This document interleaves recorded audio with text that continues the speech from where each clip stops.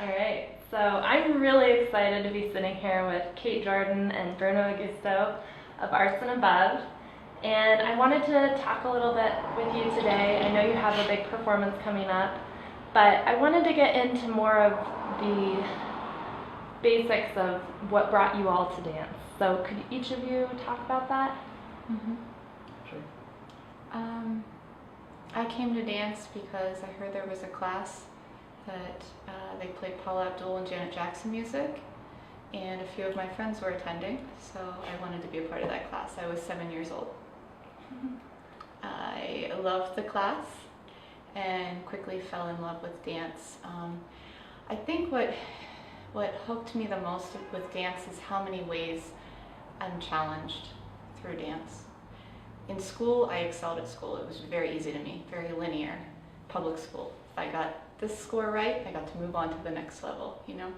But when I got in the dance studio, one day you're working on how you can lift your leg in front and what strength and technique it takes, you know? Another day, you're focused on who your character is, what story you're telling. That was so fascinating to me, so many levels to be challenged.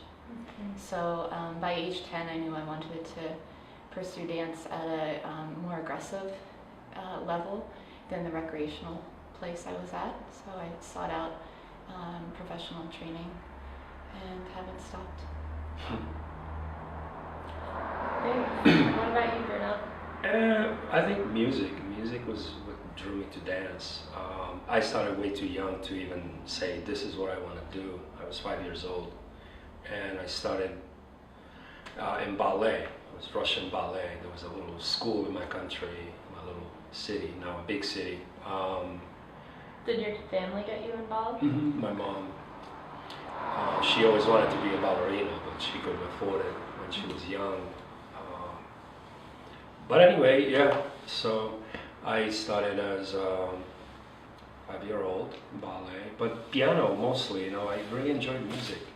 I think that's what drew me to music, to dance, and they sort of have been part of my life together. Thank you. Yeah. So within your work, I've picked up that it looks like there's a fusion of different styles of dance.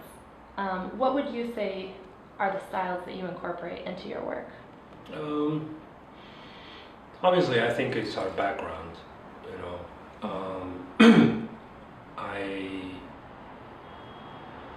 Culturally, you know, there was always dancing around. It's part of my country, you know. Weekends, there was always family and friends gatherings, and the physicality was always part of it, you know, in how I express and how I create and how I'm comfortable moving. It's very physical in that way. It's very human, it's very natural, like a kid running after a ball, for instance, you know, or rolling down a hill. But, you know, I'm a trained dancer, you know, there's definitely technical aspects and tendencies that I also have in my movement sort of bank, you know, elements of ballet, modern dance, you know, so. Yeah, I think my background makes its way into our work tremendously as well. Before I danced, I was doing sports outside, biking, hiking, soccer, gymnastics. Climbing. Yeah.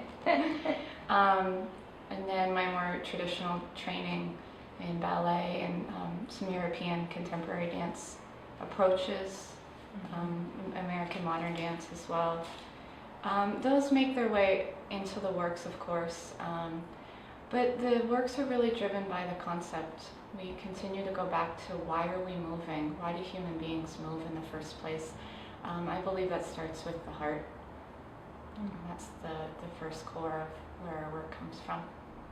I would prefer to leave it up to somebody else to speak about what style we do.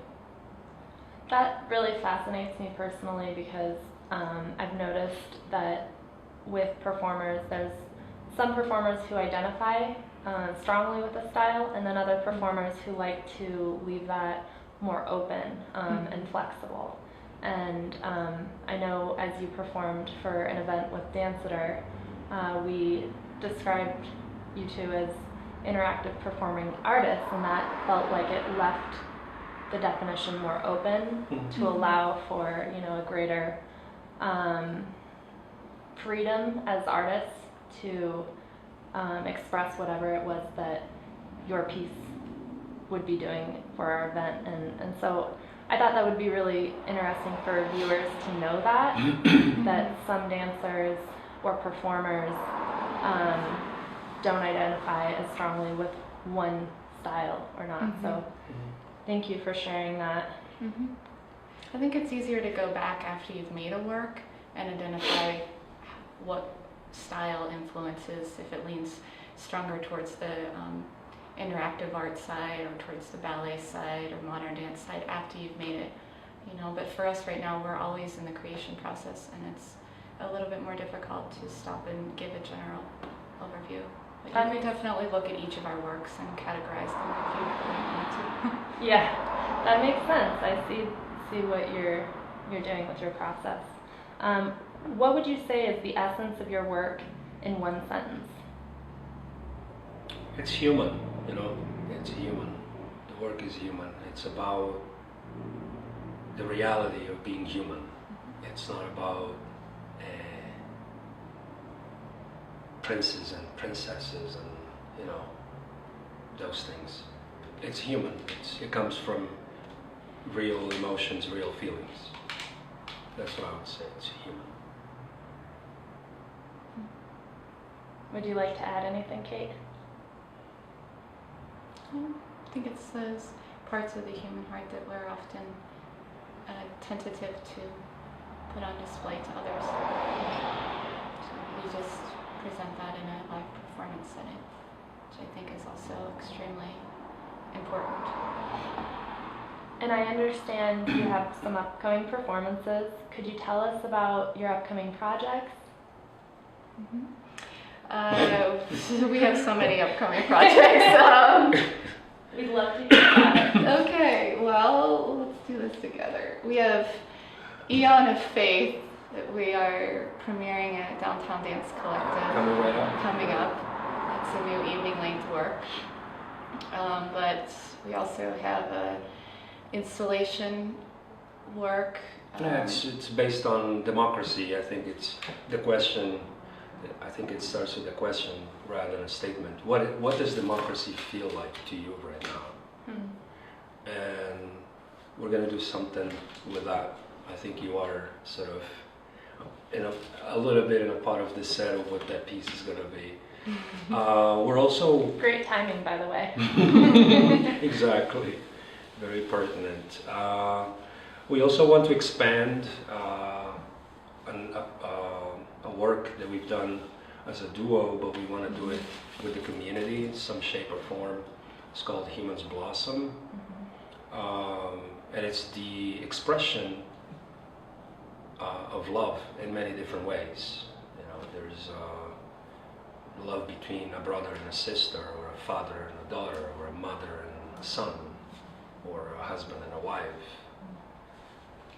So, and we also have another work that started as a solo, and we've done it as a duo. Actually, we did that for Danceador, I believe. It's called Build. And we also want to do that with the community and have much more participation of people. Many groups.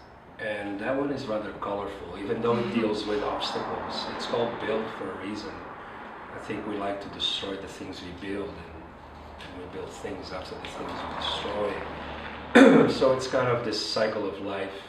Again, this human aspect of ours, to always want something else, or overcome, or having to overcome something. So yeah, those things, and I think there's more stuff. You know, we're always thinking about stuff. The film that's being made. Oh yes, we did a film about Viejo, which was a piece that we did for the stage, and we made it into a film. We collaborated with a good filmmaker, friend of ours, and that's in the works. Yeah. We're always creating pieces here, whether it's sounds music scores, concepts. I also have costumes. a solo that I sort of I cracked the egg, you know, but I didn't really make the omelet just yet. And it's called Conscript, and it's a very rich work because it deals with many different things. And like Kate was saying earlier, you know, it exposes things sometimes we're not comfortable to expose. You know, it deals with addiction, it deals with suicide, it deals with PTSD, it deals with the dark part of, you know, of our existence, you know. And it's something that I want to bring back for no particular reason, but sometimes I do have moments that I do worry about people that commit suicide. I do worry about people who, you know, lose their lives over addiction of whatever. You know, I do worry about people who have mental illnesses, you know, and for whatever reason, if there is or there isn't support, all I know is that they end up in a very ugly situation, you know, and it's been close to my heart. I love hearing about how diverse your work is, and I wanted to share with our viewers that this is the space that you do a lot of the brainstorming, correct? Great. Well, Make music, costumes, yeah. Awesome. If the viewers want to learn more about projects that you're working on, or you as dancers, performers, where can they go to find that information? I think the best place to follow us is on our website or on Facebook. Great. Or artsandabove.org or arts_above on Facebook. Thank you so much for meeting with us today. It was a pleasure to interview you. Oh, thank you. Thank you. Thank you.